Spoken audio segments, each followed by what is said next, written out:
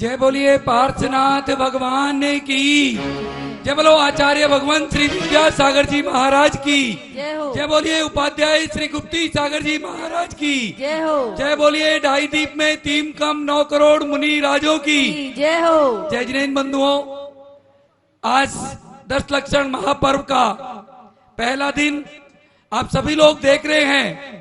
श्री संकटहरण भगवान पार्श्वनाथ जिन मंदिर, राणा प्रताप बाग, दिल्ली से पारस चैनल के माध्यम से शांति धारा पूजन विधान व 10 लक्षण विधान।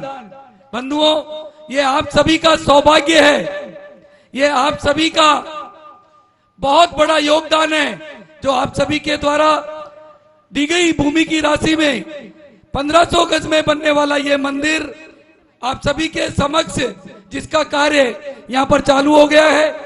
जिन भाई बहनों ने अपनी राशि बोली है, अगर किसी ने अभी तक नहीं दी हो, उनसे मेरा निवेदन है कि ये सबसे बड़े पावन दिन है। आप अपनी राशि दे करके इस धर्म लाभ को डबल कमा करके और अवश्य जल्दी से जल्दी देवे।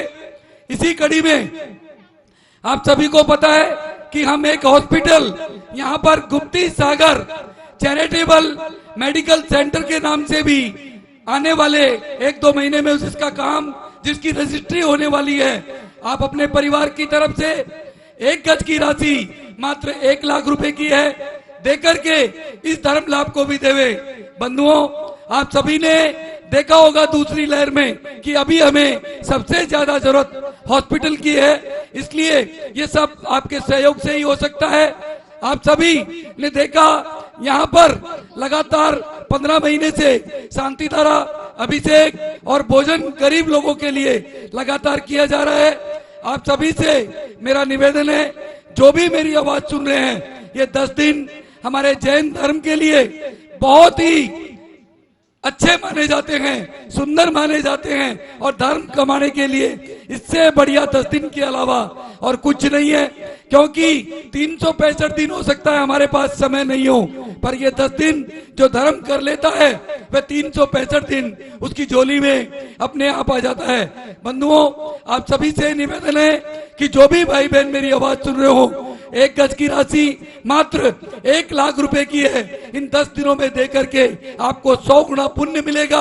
आप दे करके इस धर्म लाभ को अवश्य लेवें। आपने देखा रक्षाबंधन के पावन अवसर पर इस मंदिर का शिलान्यास उपाध्याय श्री गुप्ती सागर जी महाराज के सानिध्य में यहाँ पर स्थापना की गई। आप सभी लोग जो भी मेरी आवाज सुन रहे हैं, 4 नवंबर तक यह शिलान्यास यहाँ पर चलेगा। आप अपने परिवार की तरफ से 1,51,000, 31,000, 21,000, 11,000 या 5,100 देकर के यहाँ पर एक शिला भी स्थापित कर सकते हैं। बंधुओं, आप सबने मंदिर में दान दिया होगा, मूर्ति में भी दान दिया होगा। उपाध्याय श्री ने पहली बार एक ऐसा मौका दिया है कि मंदिर दिल्ली में बन रहा है और शिलान्यास सारा देश, सारा विश्व इसके अंदर कर रहा है। हमारे पास में अमेरिका से, लंदन से, सभी जगह से, ऑस्ट्रेलिया से यहाँ पर नाम आए हैं। जो भाई बहन मेरी आवाज सुन रहे हो, आप भी अपने परिवार की तरफ से यहाँ पे शिला या जगह में भूमि दे करके इस धर्म लाभ को अवश्य लेवे। ये संपूर्ण प्रसारण पारस चैनल के माध्यम से रोज सुबह 11 बजे से 12 बजे तक देखेंगे और शाम को ठीक 7:35 से 8:30 तक आप सभी देखेंगे। आरती व भजन संध्या, रोज सांस्कृतिक कार्यक्रम। आज के मंगलाचरण के लिए मेरा निवेदन नैन्सी जैन और सिमरन जैन के द्वारा आज का ये मंगलाचरण और उसके पश्चात उपाध्याय श्री गुप्ती सागर जी महाराज के मंगल प्रवचन आप सभी के। हेलो,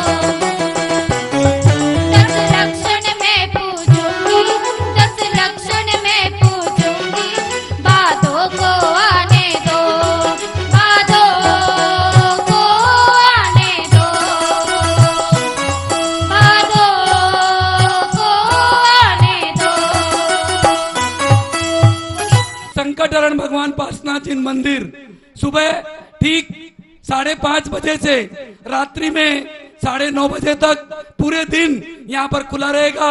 जो भी भाई बहन मेरी आवाज सुन रहे हैं वो किसी भी समय जब आपको समय मिले आप दर्शन करने के लिए यहाँ पर आ सकते हैं।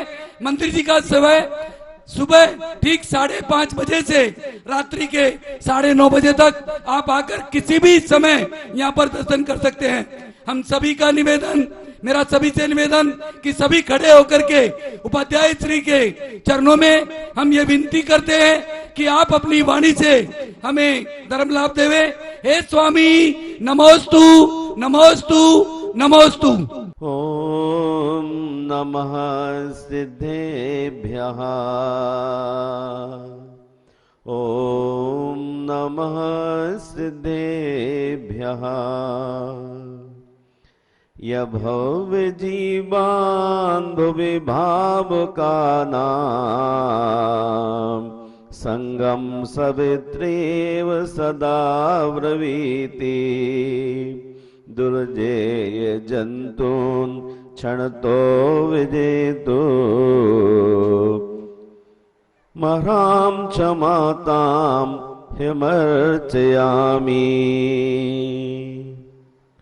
जो भाविक जनों को वसुधा तल पर माता के समान सदा सुख का उपदेश देने वाली है और कठिनता से जीतने योग दुर्जय शत्रुओं को क्षण भर में जीत लेती है, उस क्षमा की मैं अर्चना करता हूं। जय बोलिए विश्वबंध भगवान महावीर स्वामी की, संत श्रोमणी आचार्य गुरुवर श्री विद्यासागर मुनिराज की, 10 लक्षण धर्म की जय। जय बोलिए उपाध्याय श्री गुप्ती सागर जी महाराज की जय हो। जय जय गुरुदेव। धर्म स्नेह बंधुओं, पर्युषण पर्व अथवा कहिए 10 लक्षण धर्म जैनों का एक सौभाग्यशाली पर्व है, जिसके दोनों छोरों पर क्षमा उपस्थित है। पर्युषण पवित्रताओं निर्मलताओं की आहुति का पर्व है।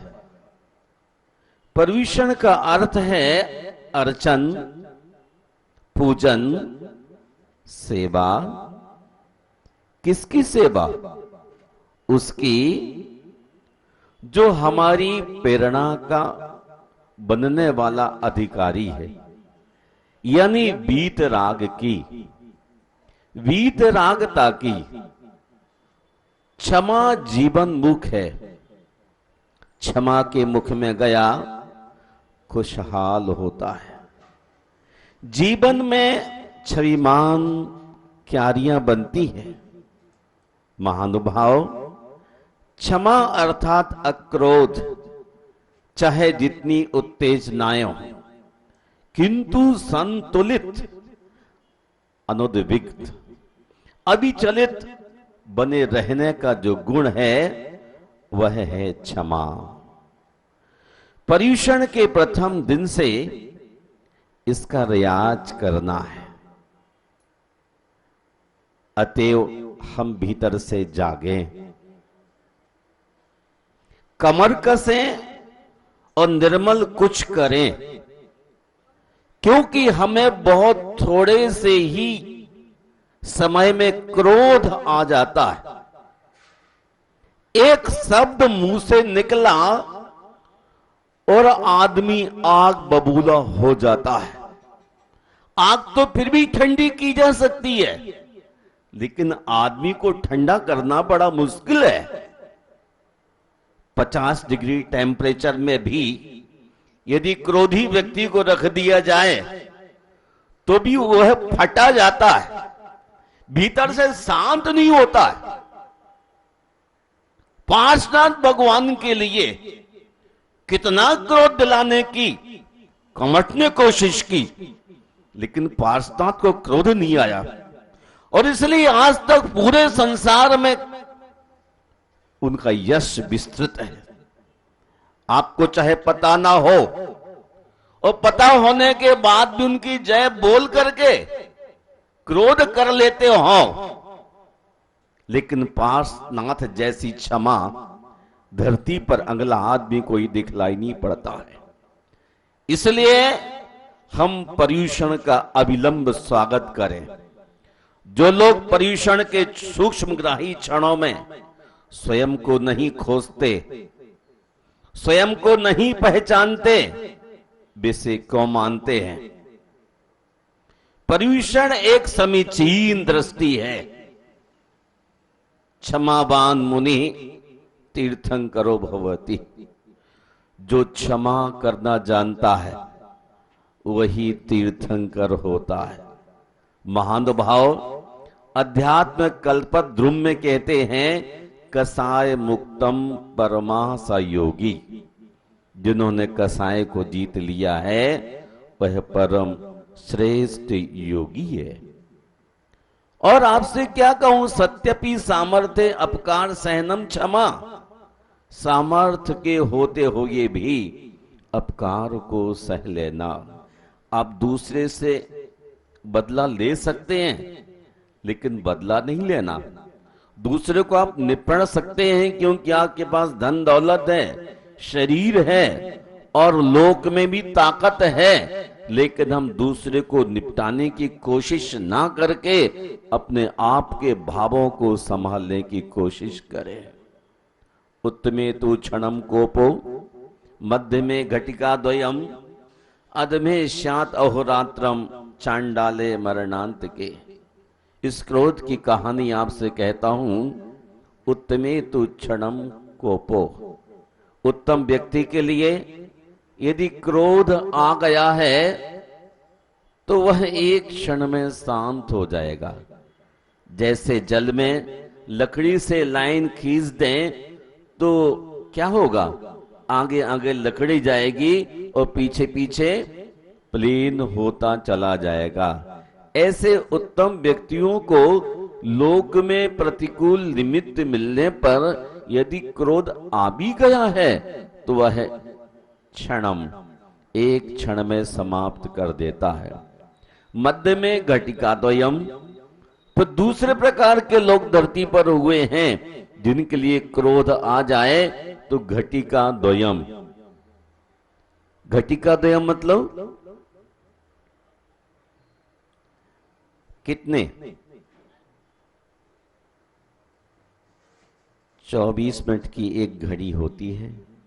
2 घड़ी के लिए यानी 48 मिनट के बाद उसका क्रोध शांत हो ही जाएगा, वो रखेगा नहीं। और तीसरा प्रकार का व्यक्ति वह है अधमे श्यात अहोरात्रम, और वह आदमी अधम है जो रात और दिन यानी 24 घंटे तक सुलगता रहता है। 24 घंटे यदि गैस पर दूध रख दिया जाए अथवा पानी, तो दूध मिलेगा कि पानी? न दूध मिलेगा न पानी मिलेगा। और जो आदमी 24 घंटे क्रोध करेगा वो जी ही नहीं सकता है, जी बन ही चल जाएगा उसका। वो बाहर से पिंजरा दिखता रहे लेकिन भीतर का आदमी नष्ट हो जाएगा। महानुभाव, हमें अधम पुरुषों की तरह नहीं, महापुरुषों की तरह जीने की जरूरत है। और चौथे प्रकार का आदमी और देखा जिसको नीतिकार कहते हैं चंडाल। वो तो मृत्यु पर्यंत क्रोध करता ही रहता है।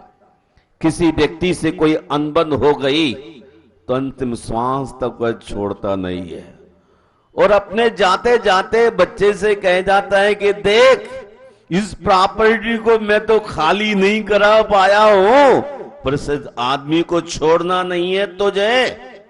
मैंने पूरी जिंदगी कोशिश की है, पूरी ताकत लगाई है, लेकिन खाली नहीं हो पाई। तुम्हें पूरी कोशिश करना है, पूरा क्रोध करना है, पूरा हमला करना है। अनंत अनुबंधी कसाय, अनंत काल तक इस संसार में भटकते रहे। पर क्रोध है क्या? ये मन का धुआं है। क्रोध मन का धुआं है। क्रोध तुम्हारा प्रबल शत्रु है, बसा तुम्हारे घर में, हो सकते हो उसे जीत कर विजयी तुम जग भर में। क्रोध कहां पर है? भीतर की बाहर? चश्मा लगा के देखूं आप, क्रोध कहां पर है? भीतर।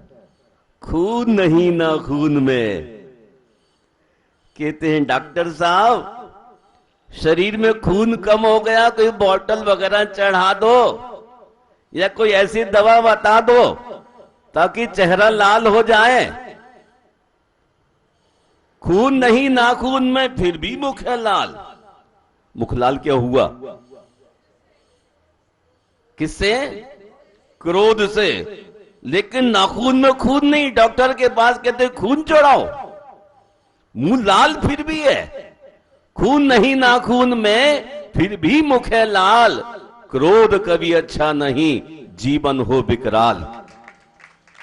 मनुष्य का जीवन विकराल हो जाता है, नष्ट हो जाता है। हमें समझने की जरूरत है कि क्रोध करते किस लिए हैं। हमारी अपेक्षाओं की पूर्ति नहीं हो पाती है और आदमी भीतर से भड़क जाता है कि मैं कुछ हूं और मुझे कोई समझता नहीं है।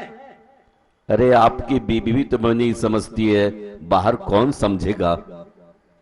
तुम बाहर के लोगों पर क्रोध करके राजी होते हो और बीबी को क्षमा के साथ बात करते हो, इतने धीरे बात करते हो पड़ोसी को समझ में भी ना आए।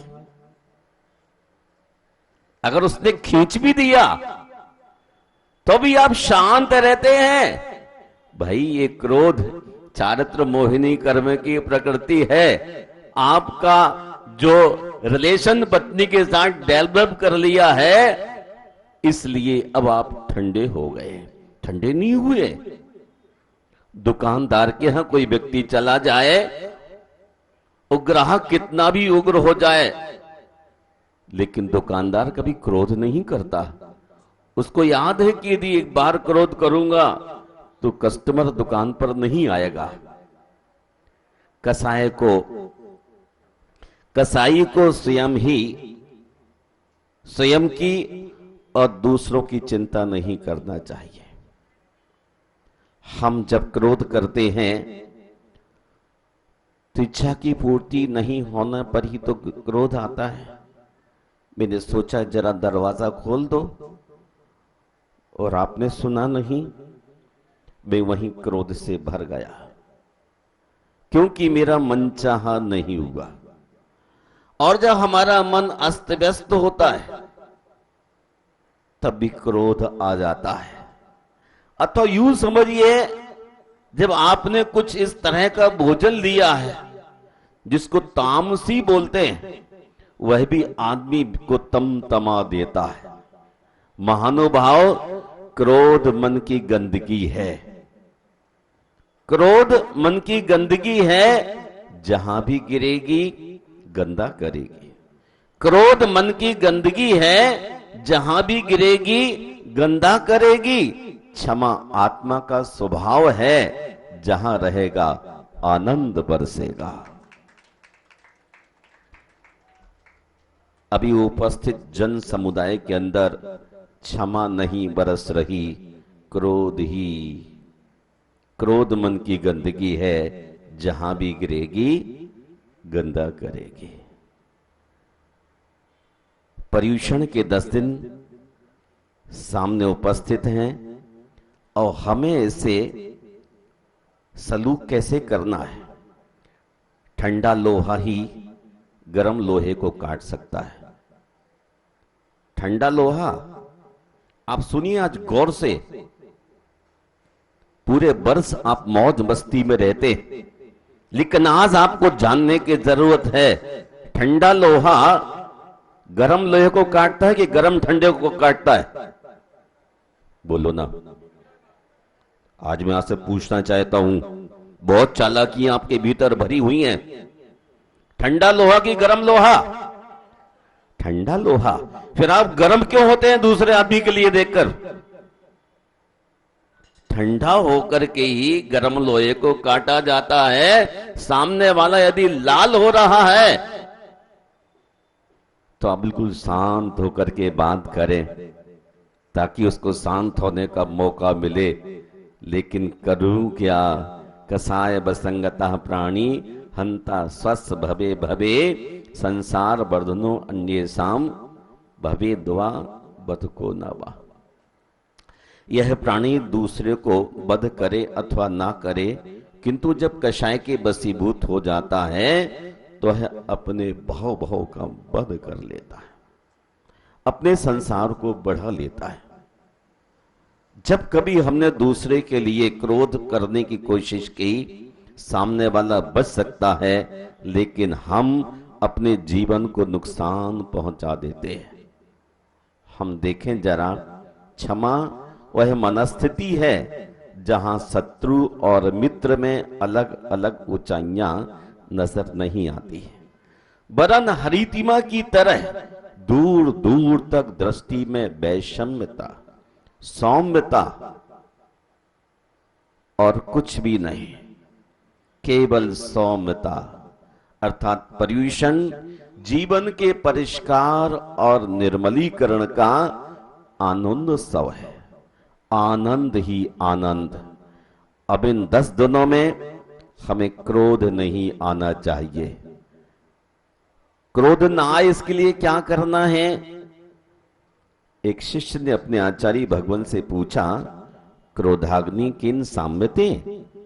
उन्होंने उत्तर दिया, तत्व ज्ञान जलम। तत्व ज्ञान रूपी जल के द्वारा क्रोध को शांत कर लीजिए। आज आदमी कमजोर क्यों हो जाता है? क्योंकि क्रोध बहुत ज्यादा आता है, शरीर का सारा सामान जल जाता है, कुछ अंदर रह नहीं सकता है। और जो आदमी खुश रहता है, आनंदित रहता है, वह आदमी बिल्कुल कैसा आलू बुखार सा लाल लाल होता है। अब सांवले क्यों हो गए? क्योंकि आप चिंता में डूबे थे, इतनी चिंता में डूबे थे। अपनी चिंता करो और चाहे भर की चिंता करो, लोग अपनी चिंता कम करते हैं, दूसरों की चिंता ज्यादा करते। इसलिए साइंस कहती है क्रोध के समय में जीव कोषों से एड्रेनलिन नामक एक विषाक्त रासायनिक द्रव्य निकलता है, जिससे तंत्रिका तंत्र सहित संपूर्ण शरीर प्रभावित होता है। उससे प्रभावित होकर स्नायविक तंत्र, स्मरण शक्ति की क्षीणता, मंदाग्नि और शारीरिक मानसिक रोग होने लग जाते हैं। कई बार लोग कहते हैं मुझे कोई चीज स्मरण नहीं रहती। स्मरण क्यों नहीं रहती? क्योंकि दिन भर में बहुत बार क्रोध हो जाता है, और जब बहुत बार क्रोध होता है तो मशीन कमजोर होने लग जाती है, और जब मशीन कमजोर होने लग जाएगी तो स्मृति आपकी हल्की होने लग जाएगी। मेरा बहुत अनुरोध है आपसे कि आप सभी श्रावक श्राविकाएं क्रोध से बचने के लिए पुरुषार्थ करें।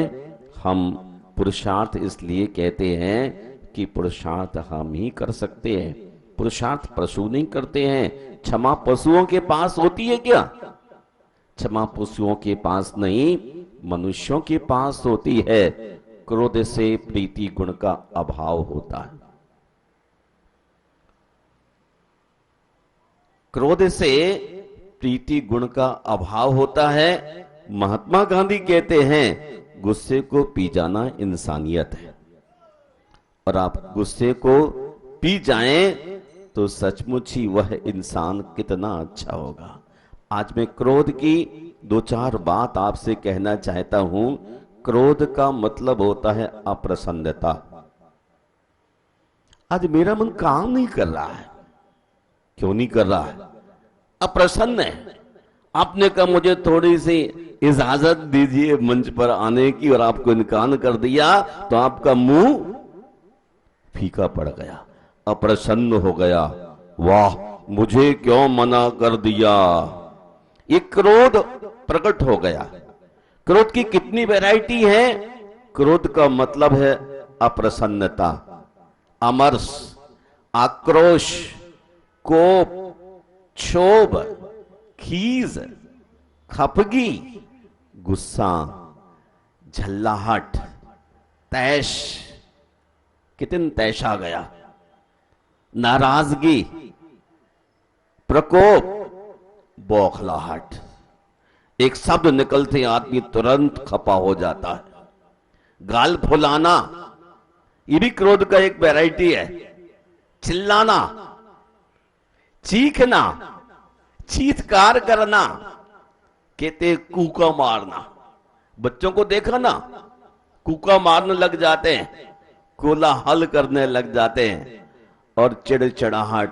बच्चा चिड़चिड़ाहट हो गया, वो प्रकट नहीं कर पा रहा है क्रोध, तो चिड़चिड़ाहट के माध्यम से क्रोध बाहर प्रकट करता है। अब बहुत सज्जन बने रहते हैं, बहुत शरीफ तक परिचय देते हैं, पर इतनी सारी वैरायटियां देखिए हम कब क्रोध में होते। और जब हम क्रोध में होते हैं तो हम किसी को क्षमा करने का सोच भी नहीं सकते हैं। हमें सामने वाले व्यक्ति के लिए इस बात का विचार करना है कि किसी ने क्रोध दिलाए नहीं, हमारे भीतर था, इसलिए क्रोध बाहर आ गया। कुएं में आप बाल्टी डालें, कुएं में आप बाल्टी डालें तो नीचे से क्या आएगा। कुएं में बाल्टी डालें, पानी नहीं हो तो क्या आएगा, मिट्टी आएगी, कीचड़ आएगा। और यदि हमारे भीतर क्रोध होगा तो ही किसी के छेड़ने पर क्रोध आएगा। हमारे भीतर क्षमा होगी तो कुएं से पानी आएगा। लेकिन बाल्टी में जो कीचड़ आई है वो कुएं की है, बाहर की नहीं है। हमें आज समझ लेना है, क्रोध हमें कोई दिलाता नहीं, क्रोध हमारे भीतर है, इसलिए वह बाहर प्रकट हो जाता है। हमें ताकत लगानी है, क्रोध ना आए। हमारे आचार्य परमेश्वरी कहते हैं क्रोध करने से कहां जाना पड़ता है, कृष्ण लेस्या के साथ नरक जाना पड़ता है। कहां जाना, नरक जाना पड़ेगा। आज तैयारियां चल रही हैं, पर्यूषण की नहीं, नीचे जाने की तैयारियां। बात बात में क्रोध आता है और चेहरे की मुस्कुराहट खत्म हो जाती है, चमक भी कम होने लग जाती है। जवानी में झुर्रियां क्यों नहीं आती, क्योंकि बच्चा क्रोध नहीं करता। और जैसे जैसे उम्र बढ़ती जाती है वैसे वैसे क्रोध की मात्रा बढ़ती चली जाती है। बच्चे का चेहरा क्यों मुस्कुरा रहा है उसको क्रोध मालूम ही नहीं, और आपके चेहरे की झुर्रियां बढ़ती जा रही हैं, इस बात का सबूत है कि आपके लिए क्रोध आ रहा है। अत्यंत कोपः कठोराचा वाणी दरिद्रताचा स्वपनेषु वैरम नीच प्रसंगः कुलहीन सेवा चिन्नानि देहे नरकस्थिता नाम। नीच लोगों की सेवा, नीच लोगों का मतलब क्या है, जो सप्त विषण का सेवन करने वाला है वो नीच आदमी है, छोटा आदमी है। उसके साथ रहना, कॉकटेल पार्टी में जाना, और भी शादियों में क्या क्या करना, ये सब अच्छे लोगों की संगति नहीं है ना। गर्दन तो हिला दो। बहुत ही आप ऐसे माइलस्टोन की तरह बैठे हैं कि आपको अच्छे और बुरे का थोड़ा भी भान नहीं। नीच किसे कहते हैं, जो बहुत गंदे आचरण करता है, मद्य मांस मधु और भी जितने पाप कर्म है, कॉकटेल पार्टी वार्टी, वो अच्छे काम है ना, है क्या। मुझे ऐसा लगता है इस क्षेत्र में रहने वाले लोग इस प्रवृत्ति में कहीं न कहीं इन्वॉल्व है, इसलिए भीतर से आवाज नहीं आती। अब शादियों में जाते होंगे वो कहीं ना कहीं घूट दो घूट चीज को पकड़ने की कोशिश करते रहते होंगे, वरना एक सेकंड में आप भी कहते हैं गलत काम है ये तो बच्चा भी कह देगा। और आप इतनी बड़ी उम्र के होने के बाद भी इस बात को स्वीकार नहीं कर पाते कि आपके बच्चे क्या कर रहे हैं, पर्यूषण मना रहे हैं। पर्यूषण कितना बड़ा पावन दिन है कि यहां क्षमा ही क्षमा, शांति शांति, सारी बुराइयों से हम दूर खड़े हो जाते हैं। आइए हम आपके मंगल की कामना करते हैं और 10 दिन तक कहीं कोई आप अब भूल ना करें, चाहे दवाई के रूप में हो, लिक्विड के रूप में हो, चाहे टैबलेट के रूप में, कैप्सूल के रूप में, आप कोशिश करना पूरी बुराई से बचना, तो पर्यूषण का आप स्वागत कर पाएंगे। वरना आप जो कर रहे हैं उसे कौन रोक सकता है। जय बोलिए संत श्रोमणी आचार्य गुरुवर विद्यासागर मुनि राज की। हाथ उठा लो, क्रोध नहीं करेंगे। देखिए कल से थोड़े जागरूक हो गए। आइए, सौभाग्य है कि हमारे बीच में इस मंदिर के निर्माण में, भूमि में जिनका योगदान गुरुदेव के अनन्य भक्त और ये कुबेर भी बने थे, धन्ना भाई के सुपुत्र, अंजू भाभी के सुपुत्र अभिषेक भाई, जो कि व्यापार मंडल के अध्यक्ष ग्रेटर नोएडा के बने हैं, उनको हमारी तरफ से, मैं पूरे जैन समाज की तरफ से, संकटहरण भगवान पार्श्वनाथ की तरफ से उनका अभिनंदन, स्वागत। हमारे बीच में हमारे भाई श्रीमान अनिल जी जैन जागृति एनक्लेव से आए हैं, उनका भी हम अभिनंदन करते हैं, स्वागत करते हैं। जिनके परिवार की तरफ से जो सुंदर भोजनशाला आप सबके लिए बन रही है, वह उनके परिवार की तरफ से यहाँ पर बनाई जा रही है। ऐसे अनिल भाई से भी मेरा निवेदन कि वो भी आकर के गुरुदेव को श्रीफल चढ़ा करके, और साथ में भाभी जी भी हैं, आशीर्वाद लेवें। एक और परिवार श्रीमान सुभाष जी जैन परिवार, अशोक बिहार भी शायद हमारे बीच में है, उनसे भी मेरा निवेदन है कि आप भी आकर के गुरुदेव को श्रीफल चढ़ा करके और आशीर्वाद लेवें। 7 बजे से यहाँ पर पूजन शुरू होगी, जो कि 10:30 तक आपको फ्री कर दिया जाएगा, क्योंकि आप लोगों के पास समय की मर्यादा है, समय कम है, फालतू कामों के लिए समय ज्यादा है, भगवान की पूजा पाठ के लिए हमारे पास समय कम है। जो भी मेरी आवाज सुन रहे हैं, सभी से मेरा निवेदन है कि कम से कम 10 दिन हम सब बुराइयों को छोड़ करके और भगवान के चरणों में रहें। अनिल जी की धर्म पत्नी 23 साल से 10 लक्षण जी पर्व कर रही है, उपवास कर रही है। ये 24वां साल है।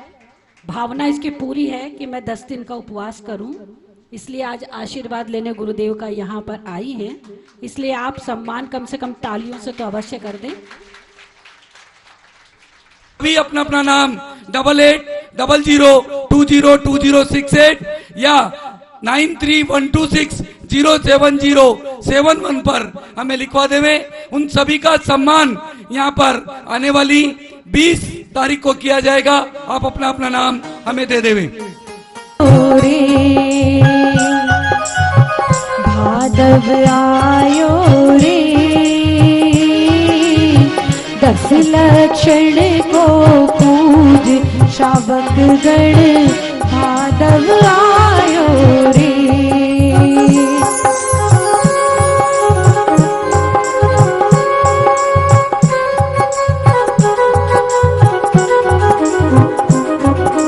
उत्तम जीवा मार्दव आर्जव भाव है, सत्य सोच संयम तप त्याग उपाव है। आकिंचन ब्रह्मचर्य धर्म 10 सार है, चहुगति दुख ते काढ़ मुक्ति करतार है। भादव आयो रे 10 लक्षण को पूज शावक गण, भादव आयो रे। रोहित स्थापना को आ जाओ, आप उपवास करें।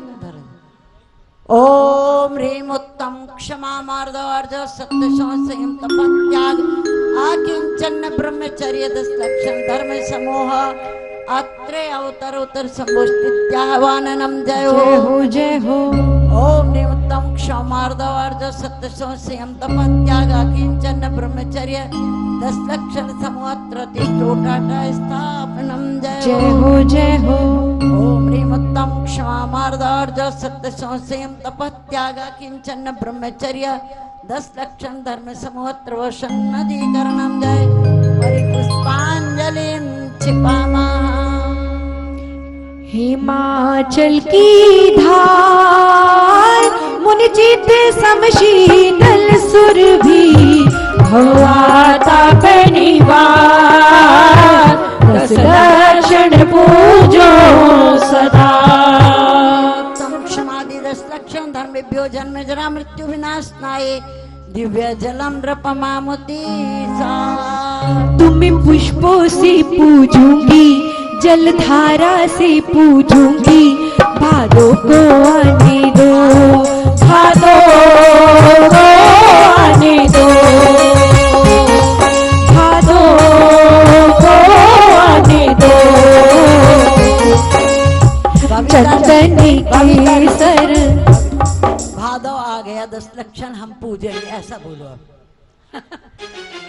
तुम्हें पुष्पों से पूज रही हूँ जलधारा से पूज रही हूँ भादव जो आया है 10 लक्षण मनाया है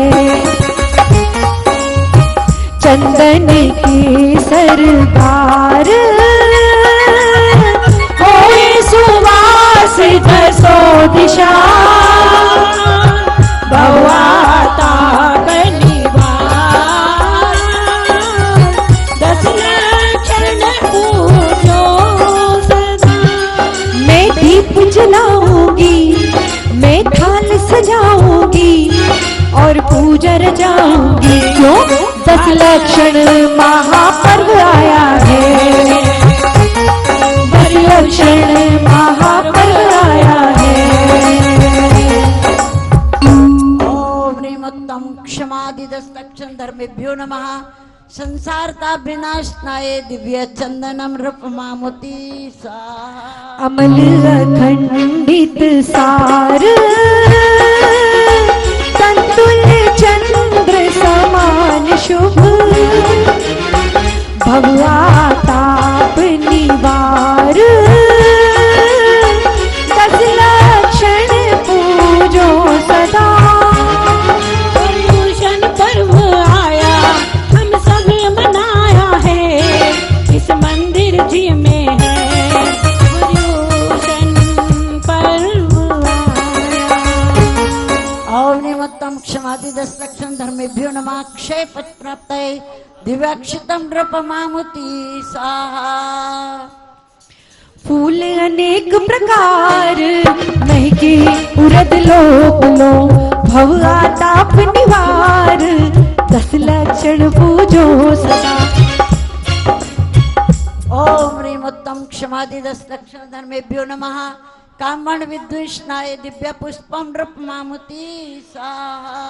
10 धर्मों का महापर्व 5 लक्षण है इन धर्मों का मर्म भी बड़ा विलक्षण है तन का शोषण नहीं आत्मा का पोषण हो तभी मनाना सार्थक ये पर्यूषण है। अरे 10 धर्मों का महापर्व 10 लक्षण है इन धर्मों का मर्म भी बड़ा विलक्षण है।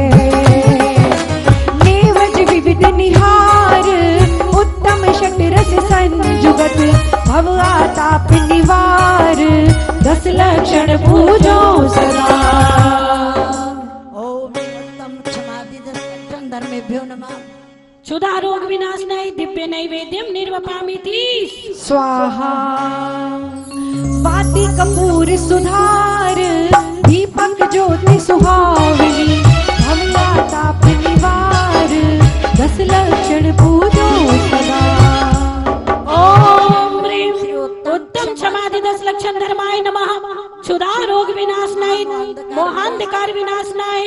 केवल ज्ञान प्रकाशकाय दिव्य दीपम निर्वपामिति। भक्ति का मौसम बड़ा है सुहाना, गाए भजन हम पूजा रचाए। 10 लक्षण महापर्व आया, हमने गुरुवर का सानिध्य पाया। अगर धूप विस्तार फैले सर्व सुगंधता, भव आताप निवार 10 लक्षण पूजो सदा।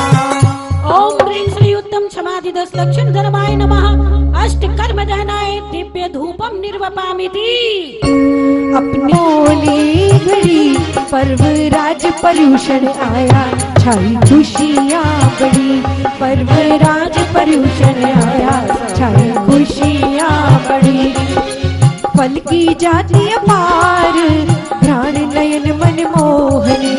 भव आताप निवार 10 लक्षण पूजो सदा। ओम ह्रीं उत्तम क्षमादि 10 लक्षण धर्मेभ्यो नमः। महामोक्ष फल प्राप्त है दिव्य फलम नृपमामुति।